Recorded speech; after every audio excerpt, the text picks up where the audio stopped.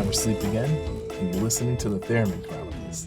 A podcast where we discuss all things sci-fi and horror. I'm Jonathan. And I'm Veronica. And on today's episode, we're going to talk about Dexter Morgan from the series Dexter and Dexter New Blood versus Joe Goldberg from the Netflix original series You.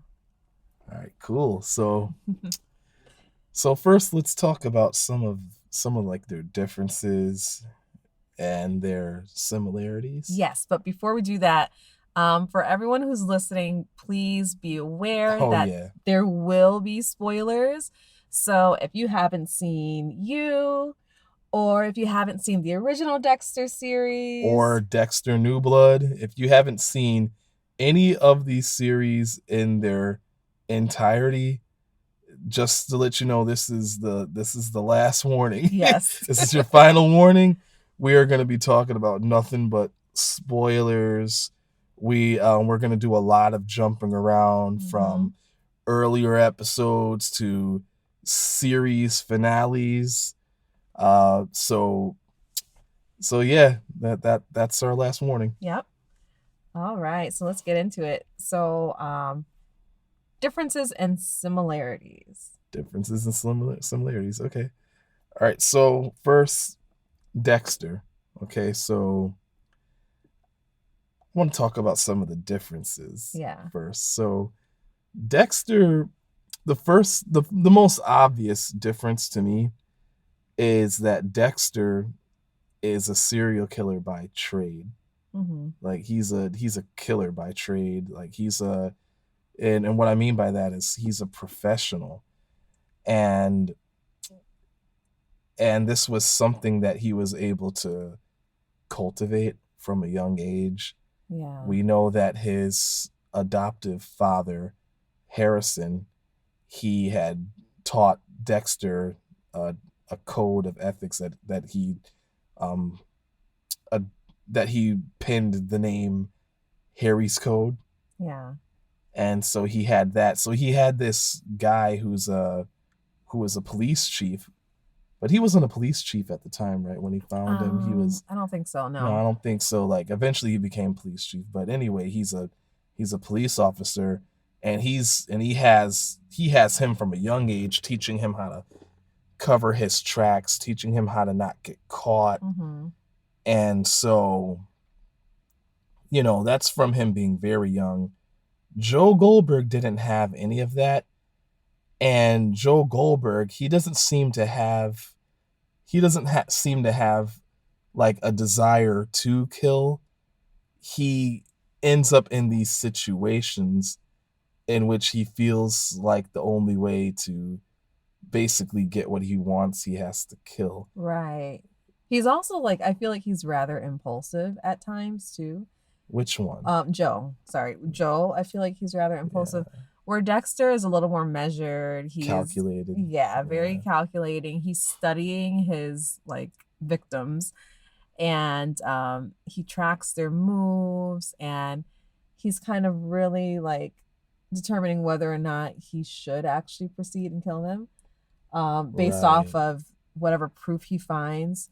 But I feel like Joe, there are several instances where he just kind of reacts to what's going on. Definitely. It's like when he feels pinned down and he has no other resort, he just reacts. He reacts. Yes. He'll just do, and which gets him in trouble. Which gets him in trouble, makes the situation worse. Dexter is definitely more calm.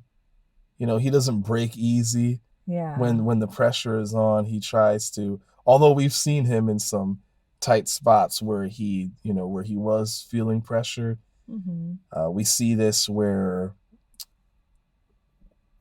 usually in situations like that, Dexter's trying to save someone else's life. So when he thought Deb was going to die, when he thought that the ice truck killer was going to get Deb, we saw him, Dexter was sweating. Okay. So that's kind of, I think that's probably going to be one of the biggest differences here. And I say one of the biggest because I can already think of some more differences. Yeah. A similarity that I notice is that both Dexter and Joe they'll both rationalize. They'll both rationalize what they think.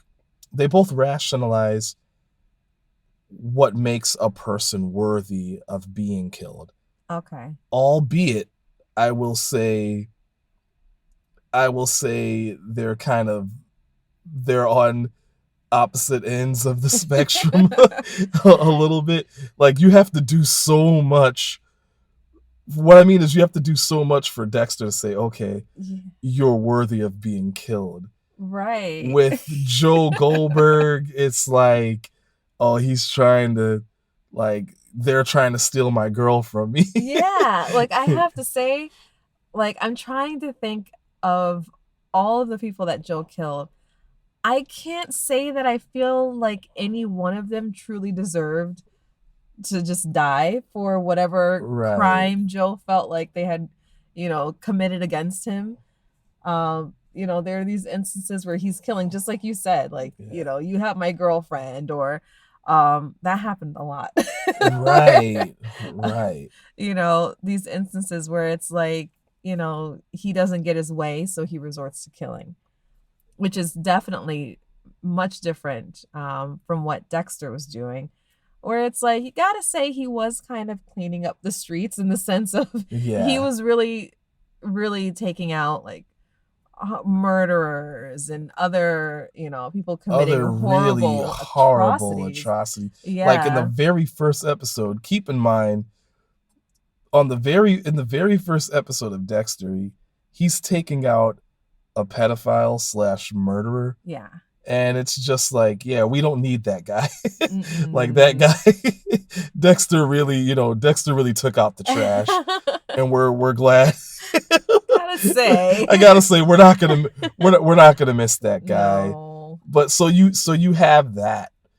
So you have that versus the other guy who's just killing people because they're stealing the girlfriend from stealing his girl, which, well, not even his girlfriend at the time. One guy, he killed him before she even became his girlfriend. He didn't even know if it was gonna work out. Right. So yeah, Joe will kill just to get people out of the way, or to ensure that he won't go to jail. However, another one similar, I don't know if we can call this a similarity, just because of what I'm going to say next, and we can kind of discuss whether this counts as a similarity. Okay. Both Joe and Dexter had a situation in which they were both willing to suffer the consequences. Okay. So they were both willing to go to jail, and somebody else made a decision to kill somebody in order to keep them out of jail. Okay, yes. So you're specifically talking about Dexter with his sister Deb. Right. And then Joe with Love. Yes. Right. Okay. So yeah. So they had reached a point where they felt like, okay, there's really no getting out of this. Right. I'm willing to just kind of give it all up and just let the law take care of the situation. And it is what it is at this point. I've gotten away for so long. So, Right. Okay. Right. But then we have these other characters that step in and help out both Joe and Dexter. Right. So what would you say? Would that count as the? I would say that counted as a similarity, because it's not exactly a character trait. It just seems like a circumstance that they were both in. Yeah. Luck. They got lucky. Yeah. Now I'm glad you said that word. I feel like a big difference between Joe and Dexter is that, well, and we may have to go back and watch some Dexter to try to measure this up. Unfortunately, there's only 2 seasons. At the time of this recording, there's only 2 seasons of You. Oh, 3. Oh, sorry. There's only 3 seasons of You, whereas Dexter has 8 seasons of the first series, right? And then one season of the and second. then one season of the second series, or like was it 7 of the? I believe it was 8 seasons. Yeah, we can actually go ahead and look that up right now. Yeah. But yeah. Yeah. So basically, there's more to work with Dexter as far as seasons go. Right. Yeah, and there were 8 seasons. There were 8 seasons of the original run. Dexter. Yeah. And then so 9 seasons total if you count the new series Dexter New Blood, versus just 3 seasons of You. Mm-hmm. But I gotta say, in the short time in comparison to Dexter, seems like Joe has more luck than Dexter. Yeah. Now, are you counting? You're discussing the strengths now. Differences. The differences. Yeah. Okay. Yeah. Yeah, he does seems to be lucky, and we'll talk more about that later. Yeah. So. Okay. Well, I do have another similarity, because both of them are pretty obsessive, but in different ways. They fixate in different ways. Joe, as we know, he's like a stalker. He fixates on a person, and he just can't seem to let them go, either to his or their detriment, or both. Right. Their detriment. Both. And so he just becomes obsessed with the person. He has to know everything about them, and he can't let it go. It just consumes him. With Dexter, he has a different kind of compulsion, a different kind of obsession, and that's his dark passenger, right? Like the urge to want to cause harm, the urge to kill. And that's something that Dexter really can't let go of either. He tries to suppress it. And as we found out he went almost 10 years without killing somebody. Yep, so we found that he can go without killing. Yeah, we found out in Dexter New Blood that he went for nearly 10 years without taking a life. So he can suppress it, but I feel like that urge is always there. It's like, it's just, below the surface. That's his compulsion. Yeah. It's almost as if he would have killed anyway, but his strong moral code prevents him from just going willy-nilly, just going John Wayne Gacy or was that his name? I can't remember. Like it was the guy who dressed up as a clown and he killed people. Okay. Yeah. But I think it was Gacy. Wait, Gacy. Yeah, John Wayne Gacy. Yeah. Yeah, so that prevents him from doing that. And it seems like he would kill anyway, but Harry's code prevents him from doing that because it's instilled in him over the years. Like I said, he has the advantage over Joe in this way because like his urge to kill. And I do believe that somewhere there, Joe Goldberg also has an urge to kill, but like, and maybe I'm contradicting something I said about him earlier, maybe not having an urge to kill, but I think he has some urge to kill there a little bit when it suits him. Oh yeah. But Dexter has it on a leash. Basically, it's like, okay, if you have to kill, that you should kill another serial killer. Which brings to mind something that I like about the series Dexter, or just Dexter in general, is that he knows that killing is wrong. Yeah. Like he understands it to be wrong, and he knows that he shouldn't do it, and he accepts that he has a problem. Mm-hmm. Whereas Joe Goldberg rationalizes it until he basically believes that he's a good guy. Yeah. He believes he's a good person. Dexter basically knows he's a monster. Right. But Joe Goldberg believes he's a good guy. And that's another big difference. He believes he's a good guy and that he deserves the happy ending. Like, right. That's so wild. Like, he really does. I thought that was so so sorry. funny. The last episode, the last scene of the last episode of the third season of You, where he's just kind of strolling about Paris, and I'm like, oh my gosh, this guy is just like living just guilt-free, just, you know, trying to find the love of his life, I guess. That's how he sees her. Yeah, wearing one of his disguises where nobody can tell it's Joe Goldberg. I know. Oh my gosh, the caps. Could you imagine that? Just put on a hat. Nobody knows it's me anymore. You're automatically invisible, right? That's the logic on You. Spoiler. Mm-hmm. Spoiler alert. Yeah. But yeah. So another similarity that I thought of is that both Joe and Dexter seem to thrive in routine-based jobs. Okay. You know, like Joe has his bookshop, mm-hmm. and later on the library.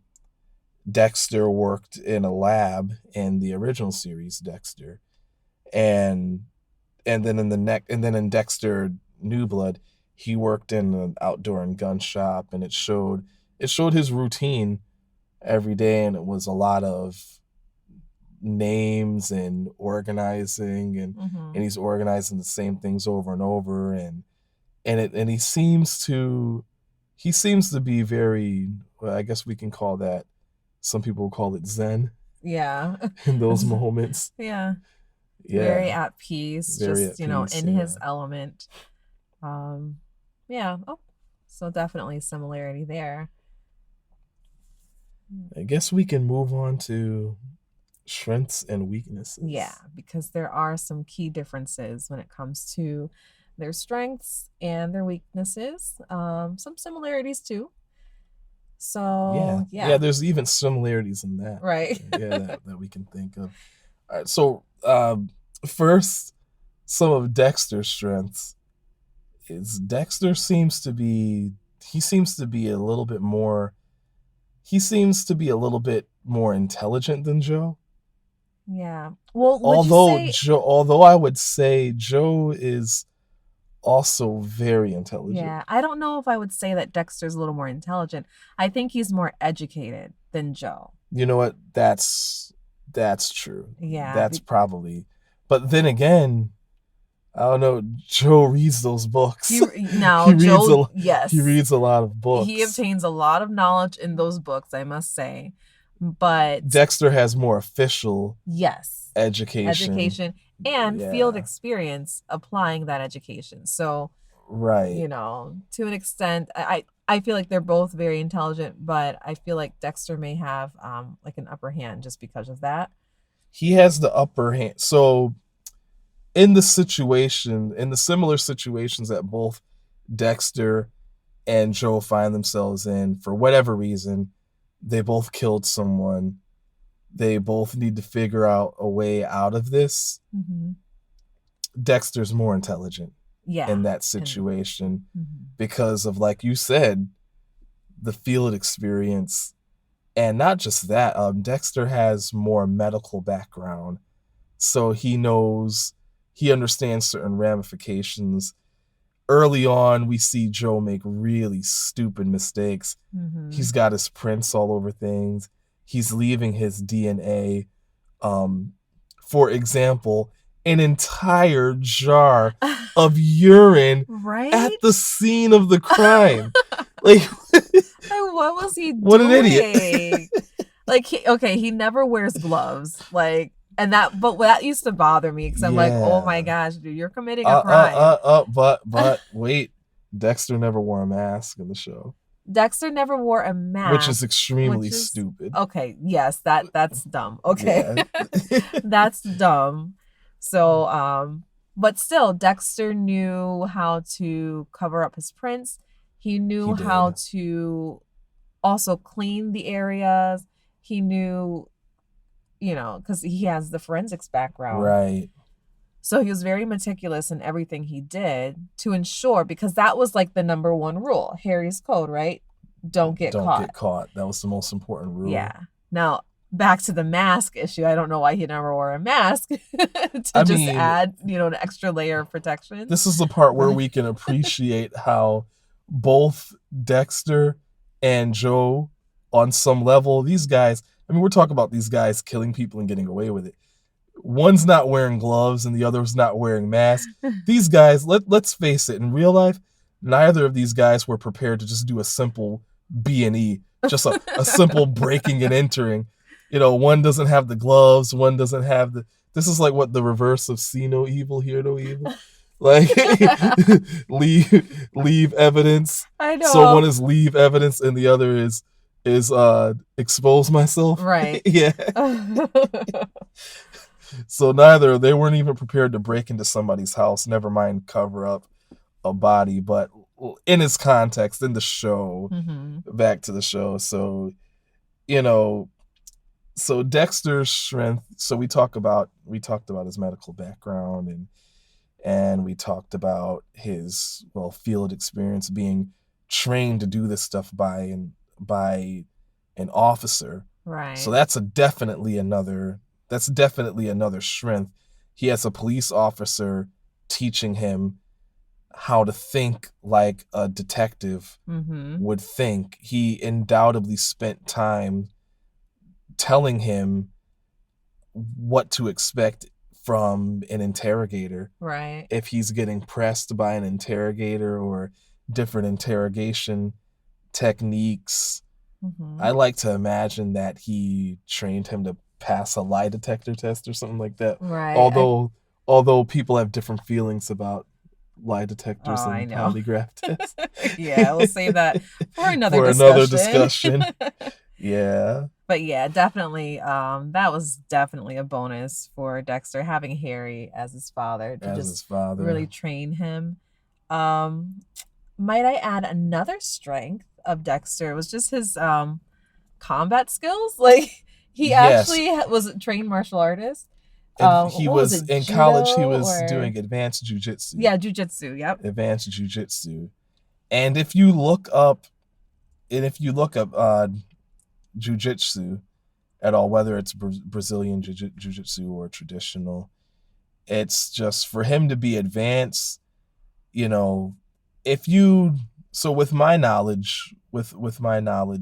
moderate knowledge of martial arts, if you get into it with Dexter and you both end up on the ground or you end up in a situation where he grabs your arms or something, it's over. Yeah. For him to have advanced training and something like that. So that would make close combat, unless you're something like a Marine or something like that, close combat with Dexter, that's no. That's dangerous. We saw that too. Yes. Like he put that training to good use at times. He put people to sleep. Yeah. There's people that he didn't even really need to use. What do they call it? I forgot what they called the sedative that he used. Oh, M99 or something like that. Something like that. We can look it up right now. Yeah. And we'll bring that up again. But there's people that he just put to sleep by putting them in a sleeper hold. Right. And that's not easy to do. Endorphine, also known as M99. Yeah. So that's so what it was Dexter M99. Yep. Yeah, it's a tranquilizer. Yeah. Commonly used on large animals like elephants. So very effective. But so was he. He didn't need it. So was he. He didn't need it. Yeah. And that was one of my favorite parts of the show, was just that it wasn't that he was just like a weasel just slinking around, that he was actually an imposing threat. Yeah. He took Dokes by surprise at one point. Right. He even took Dokes by surprise. Although it was fun to listen to Michael C. Hall talk about how in real life how that would go down much differently. and he even admits that it was fun to be able to act and pretend like it would go any other way than Dokes beating him. Exactly. And he's right. It's in the context of the show, it's cool to think that there's somebody out there that could take somebody like Dokes in real life. Just imagining somebody like Dokes who's been on the police force so long and has all this special forces training, Mm-hmm. that there can be somebody out there who is like an apex predator in comparison to somebody like Dokes. It's kind of scary, kind of cool at the same time. Right. If understand what we mean by this when we ever refer to Dexter as cool, is that strictly in the vigilante way, strictly in the, think of like Batman or the Punisher, Mm-hmm. somebody trying to clear the streets of all the riffraff. We're talking people that hurt children and murder innocent people. People that won't be missed because of that. Right. That sort of thing. Keeping it in context here. So Joe, some of Joe's strengths is Joe seems to be a little bit more of a natural when it comes to fitting in. Okay, yeah. He can just kind of blend in with his surroundings. And right. We know that Dexter, he had a hard time growing up. This was another thing that Harry taught him, to basically kind of observe what people did in normal situations and to kind of adopt those behaviors so that he can appear to be normal. And whereas Joe, he seems to be able to just kind of do that more effortlessly. Right. Yeah. Right. Dexter, and I like that you said that, because Dexter he constantly reminded us, once you're done with a scene of Dexter being this charismatic, happy, outgoing guy, the next scene is usually Dexter reminding you how none of that's real. Right, yeah. Whereas Joe Goldberg actually does have a personality. Mm-hmm. He actually has a real personality, and you see that throughout the show. Yeah. And like you mentioned earlier, he just has that character flaw where his compulsion is to fixate on people. Right. And he's not going to stop. He's not going to stop. He's not going to stop. It's unfortunate because aside from that major character flaw, he's actually, a pretty likable character. People around him, they enjoy his company. They grow fond of him. We see with some of, like, Beck, one of his girlfriends who he ends up killing. We see that her friends, they love, with the exception of one, and if you watch the series, you'll understand who I'm talking about. But the other friends, they really like Joe. Right. Even when they weren't as chummy with Beck, they were still, like, friendly with Joe. That one friend in particular who didn't care for Joe, there was another reason why. It had nothing to do with his personality or anything. There was an issue with she that viewed friend. Him. I think we're talking about the one who viewed him as a romantic rival. Yeah. I also want to point out that not only did her other friends who liked Joe, not only did they like him, but they took his side several times over their friend of just imagine they've been friends with this person through college, and some of them through a little bit longer than that. Right. And or at least I think it was a little bit longer than that. And they're taking his side over hers. That's some deep infiltration there for him to do that. He seemed to not really have problems making friends. Yeah. Either people just people were kind of attracted to him. Although the show would do these little flashback scenes to show how Joe was manipulating people into liking him all along, but we're going to go ahead and count that as a strength. Yeah. Manipulation. Absolutely. Yeah. Manipulation, charisma. Both great strengths of Joe. Although we've seen Dexter do things like this, albeit not as smoothly as Joe, in my opinion. Although I gotta say, the box of donuts at the office was a pretty good tactic. Yes. And it's almost a little bit more creepy than Joe in a way, is because Dexter exposes just how simple humans can be.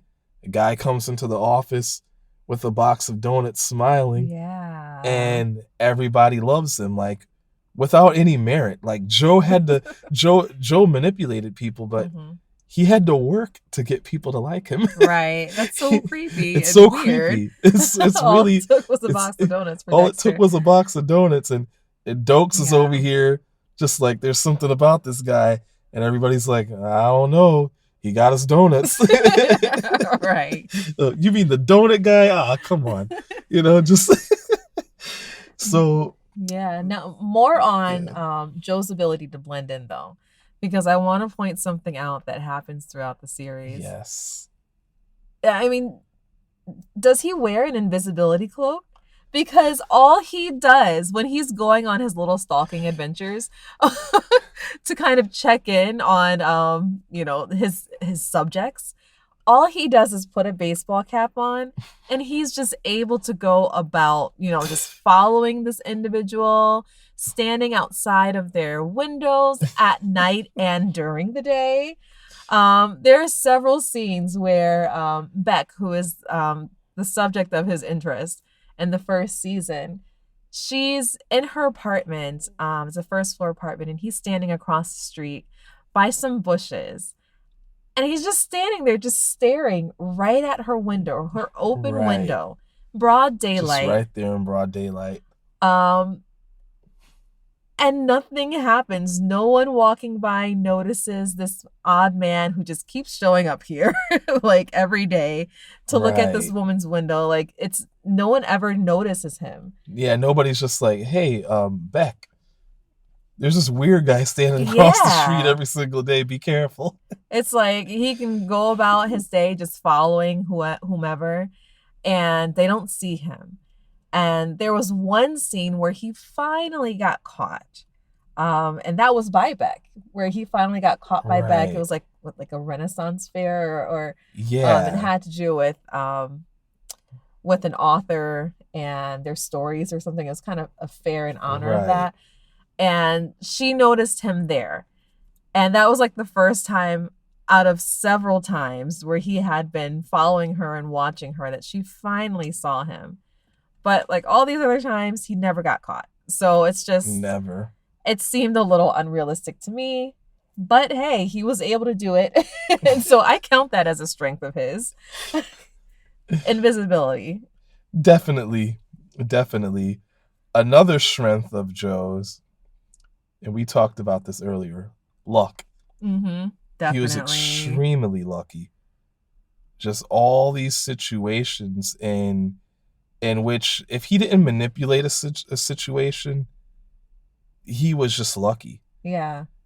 And where I feel he was really lucky is that he was fully prepared to suffer the consequences, and a woman he just met, she kills another woman in order to keep Joe out of jail.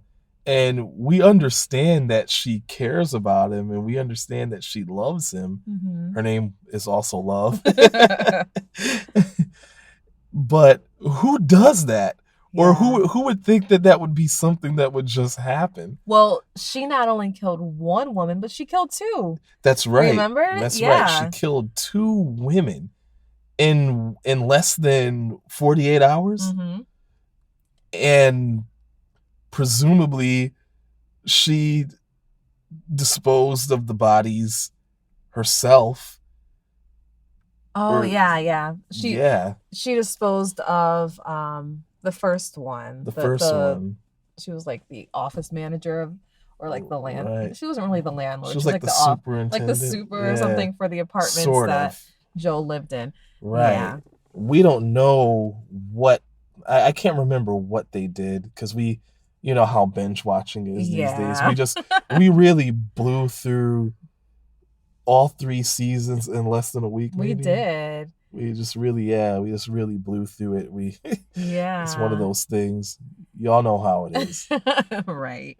So And yeah, she really just right, she killed really, both but of them. either way, we can't remember right now how she disposed of both of their bodies, but still, she killed both of them to protect Joe. Yeah. So these were kills that he didn't even have to commit himself, but they turned out to be, as you could imagine, very convenient Right. for him, as it means now he doesn't have to go to jail, but he's not even the one who killed them to get them out of the way. Mm-hmm. So I couldn't see something like this. Although something similar happened for Dexter, it wasn't like Deb had to kill two people. Right. So I'm going to go ahead and say that I feel like, based on the fact that Joe only has 3 seasons so far and Dexter has altogether 9, I'm going to go off and say that Joe's a little bit luckier Yeah. than Dexter. There's other circumstances of Joe being luckier, Yeah, like the as situation with 40, Love's brother. right, 40 was became suspicious of Joe. right. Because at first he loved Joe. he was like his best friend at one point. Yeah. Aw, I loved man. 40. I loved that 40 character. favorite character, hands down. Yes, he really grew on me because I wasn't sure. I didn't really care. I didn't He was just so quite care for funny him at first. and random. Yes. And random. And when he drugged both himself and Joe, that was That just was so funny. I that loved was that. so funny. That was my favorite thing. Yes. But there was a scene where 40 had become suspicious of Joe, and he didn't want his sister having any dealings with Joe because he was concerned for her welfare. He was going to kill Joe. Joe got on his knees, and Joe was just going to give it up. He was just going to allow 40 to do it.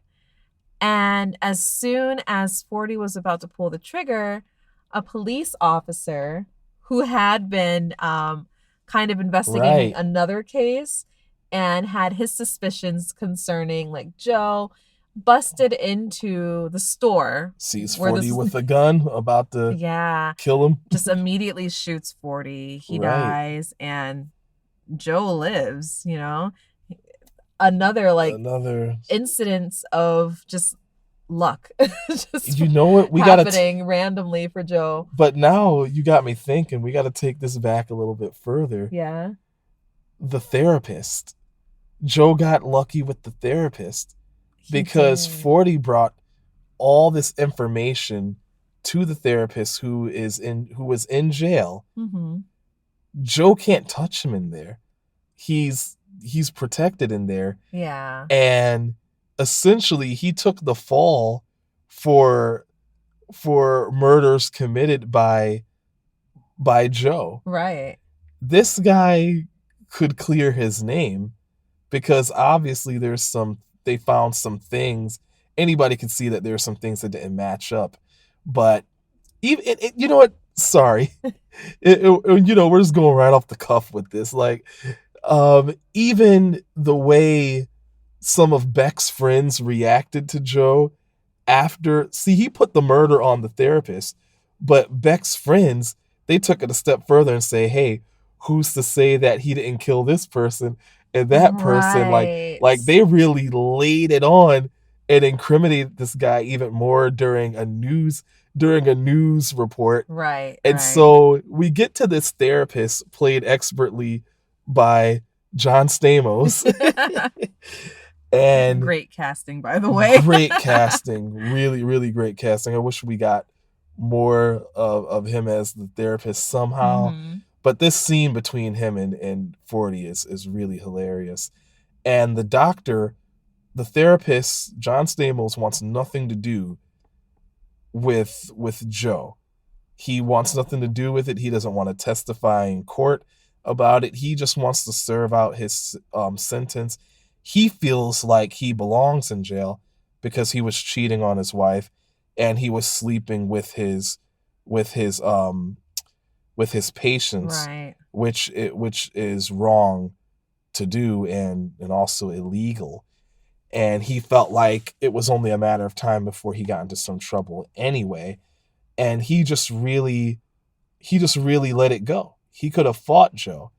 So we see all these situations here where Joe really could have ended up in a lot of trouble, at least with some he could have at the very least ended up in some inconvenient situations, and he was spared of even that. Right. And so, yeah. I mean, I guess we could just say that Joe really had some very serious plot armor. Plot armor, for sure. But we'll just call it luck for the sake of the stories. Yeah, but Dexter wasn't that lucky. No. Dexter was not. No, because when people were suspicious of Dexter, that's when you had the horses and chariots and the pitchforks and the torches looking for somebody. Yes. Yeah. Now, when looking at their weaknesses, I would have to say that one of Joe's weaknesses was definitely his relationship with Love. Now, I know how we talked, right? I know how we talked about how she kind of came to the rescue in that one situation with the two women. However, while Joe, I felt, was impulsive, Love was very impulsive, and the type of impulsivity that she had was murder. So it's like she wouldn't think, she would just react to whatever is happening, and that really caused a lot of problems between her and Joe. Like, they eventually got married, and that was a major source of contention between the two of them, was how impulsive she would become and how driven to murder she was in those moments. And so there was this scene where Joe was actually talking to Love, and he was exasperated and frustrated, and he's like, I'm gonna be burying bodies until I'm 72 or right? Something like that. Until I'm 72. He said, I will be burying bodies until I'm 72. Yes. And so eventually, if Joe didn't get caught himself, Love was certainly going to get him caught. And by the time they were married, Joe had gotten to the point where he didn't want to kill anymore. And he made this clear to Love. He made it clear. Yeah. And really solidifying the fact that Joe is not a career killer. Right. Yeah. That's not something he wants to continue doing. Right. And however, Love, she just can't seem to stop killing. That's her thing. That's her thing. That's her thing. Yeah, she was definitely going to get them caught eventually. Yeah. And then on top of that, I mean, the obvious weaknesses of both Dexter and Joe was their affinity for murder. Right. Right. Eventually they would get caught. Yeah. Eventually.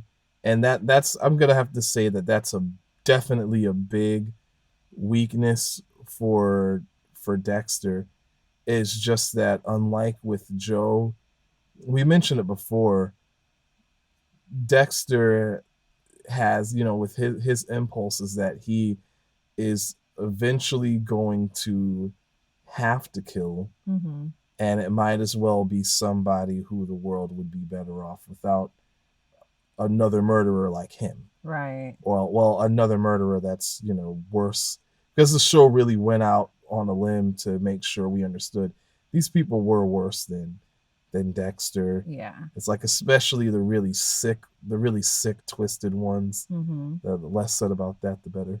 Yeah. And yeah. So, but even with that, this world doesn't really work that way. Vigilantes will go to jail. So basically Dexter is a vigilante, and that's a weakness.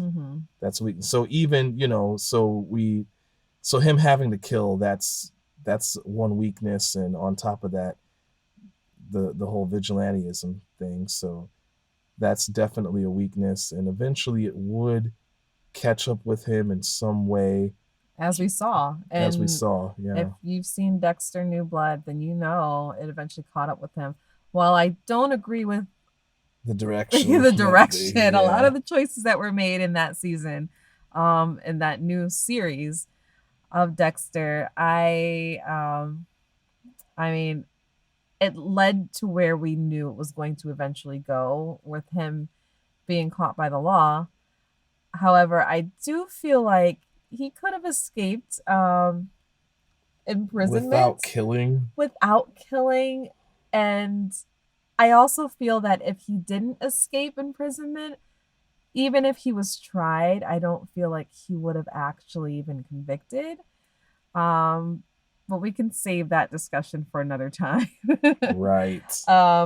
But yeah, it was going to catch up with him eventually. You know what? We could actually talk a little bit more about that being a weakness. Now, before I discuss this next weakness of Dexter, and don't worry, this is not another spoiler alert, because like if you're still listening by this time, we spoiled both series for you if you haven't watched them. But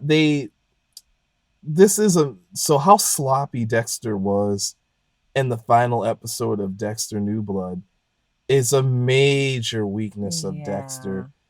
However, to be fair to the legacy of the character, they had him behave in a way that is nothing like how we've seen Dexter before. Right. Although many people have tried to draw comparisons, there just is no comparison. Now, I'm going to be fair and say that I feel like eventually, Dexter, this could be something that's within the realm of possibilities of how Dexter may act if he truly had no other way out. I do think that it's possible that he would react this way, and I'm going to tell you what he did. He snapped the neck of an innocent police officer, something we've never seen Dexter do. Right. Not before. Just an innocent police officer. He was a friend. He was a friend, he right. was a friend of the community, a friend of Dexter, somebody that Dexter trusted. And that's something that we've never seen Dexter do. It's hard I'm trying to stretch this. I'm suspending some of my disbelief. And it's so hard to do because at the same time, this is a man who is willing to go to jail. However, thanks to the writers for that episode, unfortunately, this is canon. So I'm going to have to mark it down as a weakness for Dexter. So. He got really sloppy. Yeah. This was season 1, leaving your urine behind at the scene of the crime, right, where you killed somebody. So this is as sloppy as Joe was in season 1. And so when we're drawing that comparison, your season 9 Dexter should not be sloppier than your season 1 Joe Goldberg. Not at all. That's terrible. No, I did not like that writing. I'm sorry. I was not a fan. And by the way, the allegations that they had against Dexter, they were never going to stick. No, not at all. They had no hard proof. There was no video and audio connecting Dexter to any of the Bay Harbor Butcher killings. It's just speculation, and it could have just been that the guy got sick and tired of working in Miami Metro. Here's what would have got Dexter off anyway. He was working at Miami Metro. There was all these killings going around him. Some got way too close to home. His wife was murdered. His sister was murdered. And he got sick of it, faked his death, and he skipped town. Right. That's it. All he needed was a halfway decent attorney. Decent attorney. He would have been fine. They wouldn't have even been able to get him. Saul. I know.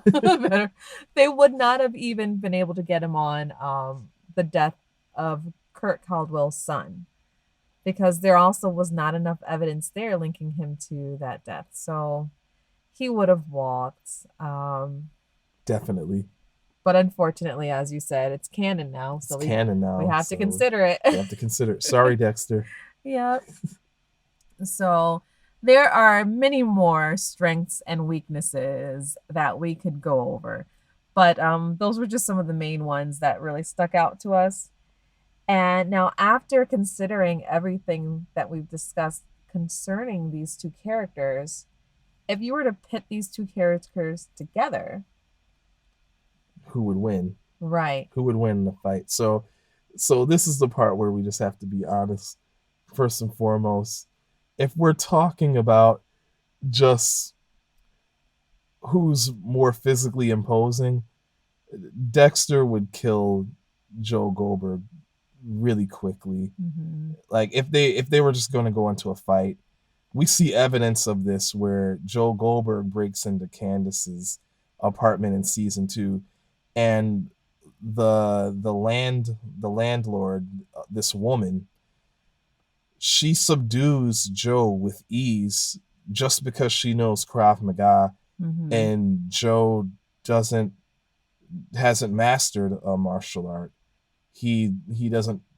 He's not a fighter, as far as we can tell. He doesn't lift weights. Another character was able to quickly get out of Joe's grasp just because the guy is a weightlifter. He didn't seem to have that much knowledge of fighting. Oh no, he did. He was also a fighter too. So when Joe, so the show shows us that when Joe's in a situation with a person who has some knowledge, varying degrees of fighting or weightlifting or just being very physically fit, that's a problem for Joe. Joe had a problem keeping up jogging with Beck's friend in the first season. Right. She was easily outrunning him until he got used to her jogging route.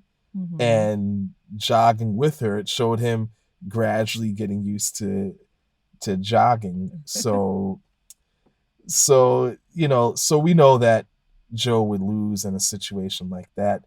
Now, if we're talking prep time, things might go a little bit differently.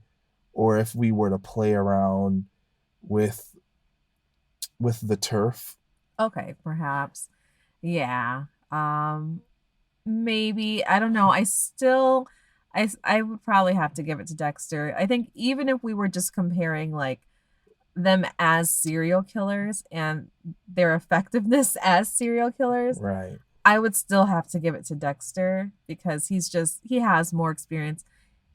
It's confirmed that he's killed in the hundreds. What if? And yeah.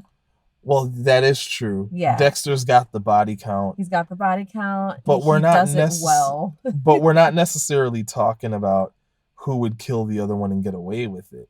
Mm-hmm. Like, now we know, once again, that's another situation where Joe is just outmatched. But what if Joe, we're going to have to manipulate the situation here to see if we could kind of make it a little bit more fair.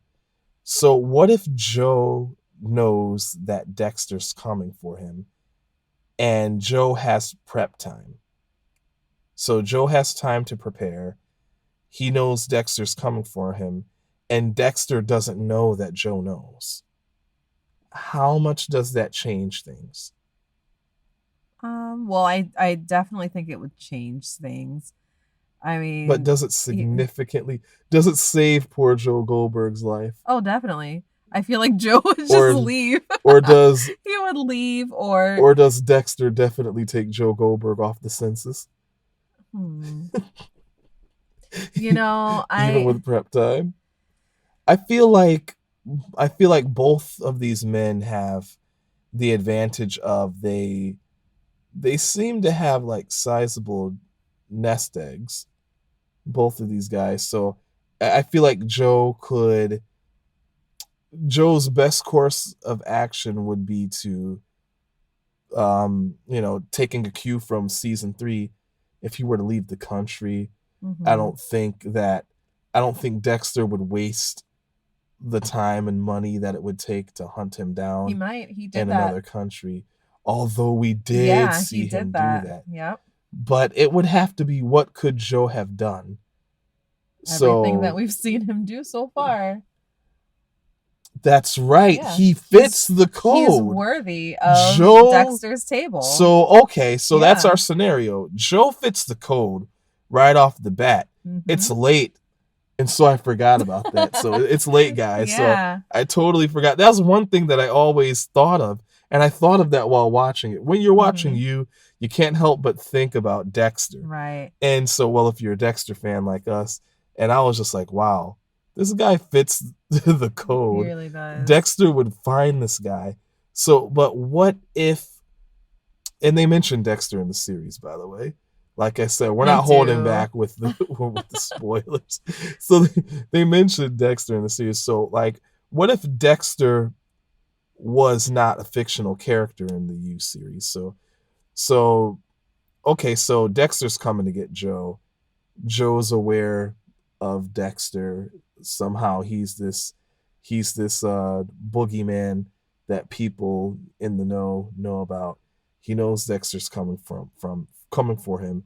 He has a little bit of prep time to get ready. Mm-hmm. So we discussed him just simply trying to outrun Dexter. Eventually, it's assumed that Dexter has more money than Joe, so he's got the time. Yeah, he's gonna find him. He's gonna find him eventually. Track him down. So that's not gonna work. So I think that. So we talked about intelligence level. Dexter's not necessarily all the way like altogether smarter than Joe. Mm-hmm. I feel like Joe can do a combination of running from Dexter and trying to outsmart him. He could possibly set somebody else up that looks like Joe Goldberg. Mm-hmm. And when Dexter comes in with the M99 on the unsuspecting person, unfortunate soul, that he's going to put an elephant tranquilizer into, and Joe could just appear behind him and shoot Dexter, because we already talked about closing in the gap. Mm-hmm. Like if he tries the M99 Dexter could easily turn around and just strangle him to death before he passes out. Right, that wouldn't work. So that wouldn't work. He could shoot Dexter from afar while Dexter's busy with the decoy that looks like Joe Goldberg. If Joe has allies and he knows that Dexter's coming for him, that could prove to be challenging. But I mean, the only ally he would have had would have been Love. And she's gone. Okay, but like I said, we have to manipulate this situation to try to see if we can at least even the scales. Yeah. Okay. So let's raise Love from the dead, give Joe an accomplice. So his accomplice is alive, and he knows Dexter's coming for him. Mm-hmm. And he has prep time with these factors. So he has prep time, knows Dexter's coming from him, and has an accomplice. Does this kind of even the scales a little bit? Well, I feel like it tips them. I feel like the scales were kind of already even when Dexter didn't know that Joe was aware of his presence, because Dexter usually catches his victims off guard. Right. They don't know he's coming. They don't know anything about Dexter usually. And he catches them off guard. He puts them to sleep. And then he does. They wake up on the table. Yes. They wake up on the table. So I feel like just with Joe having advanced knowledge that Dexter's coming, it kind of evens the playing field already. Because as you pointed out, he could just be lying in wait with a gun, just waiting for Dexter to show up. I mean, Dexter can't dodge bullets. So I feel like at that point, it's a done deal, Right. So, yeah. But he could turn himself in. Joe could turn himself in. to escape Dexter? That wouldn't work. No, I don't think that would work because Dexter would find him in jail. In jail. Dexter got to Kurt Caldwell. He could have killed him there. He didn't. How exactly Dexter doesn't use guns. How exactly would Dexter get to Joe Goldberg in jail? The same way he got to Kurt Caldwell. He just in jail? broke into the jail. So it would have to depend. It would depend on the type of jail. Yeah, I mean Dexter's crafty. He'll get Dexter, he'll eventually get into the jail. So okay, if we're playing by the rules of the shows, eventually Dexter would get in. He would eventually get in. Yeah, I guess. Yes. because Dexter. Right. So I guess our general consensus here is just that Dexter would win. Yeah, somehow. I feel like Dexter would win. Joe's got some growing and learning to do, and hopefully in the next season, we'll see that some things have changed and that he's learned from his mistakes. I mean, Yeah, definitely. At least we have a chance to see Joe become something else other than what we've been seeing him do. Like maybe because we know he doesn't just like to kill. So maybe we'll see him just progress beyond that. Right. That would be cool to see. That would be cool to see. Yeah. See him mature.